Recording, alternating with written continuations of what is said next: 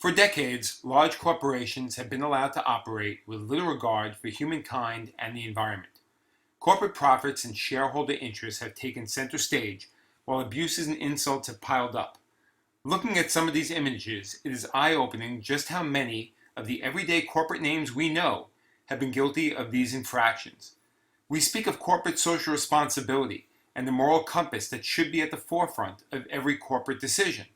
We look at the propaganda put forth by so many of today's mammoth corporations, yet we still hear every day about the devastation many of these businesses leave behind.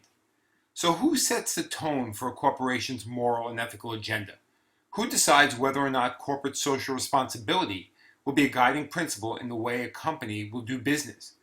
Who decides if a corporate conscience will help guide a company in their interactions with distributors, manufacturers, and subcontractors?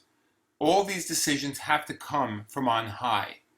The CEO of any major corporation must set the stage for the behavior we see and often do not see. Many professionals abide by a moral code.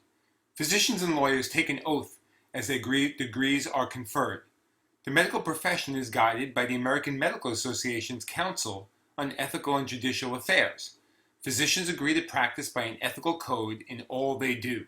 Similarly, lawyers abide by the bar's code of professional responsibility. Why then do corporate CEOs not have a similar code? Do corporations not have the responsibility for many people?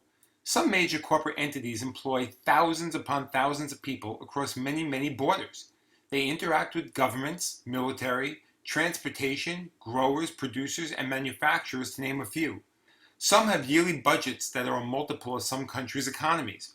A large corporation's failure or shortfall can devastate unlimited peoples and communities in so many ways. For these reasons, the person at the helm needs to be held accountable and needs to function in an ethical manner. While many corporations have established a code of conduct and or code of ethics for their senior management, there is yet to be a widely accepted standard by which these highly functioning executives are held to. We would all be well served by establishing a universal code that could be adhered to and monitored for compliance. There also needs to be aspects of transparency by which corporations and their leaders may be judged.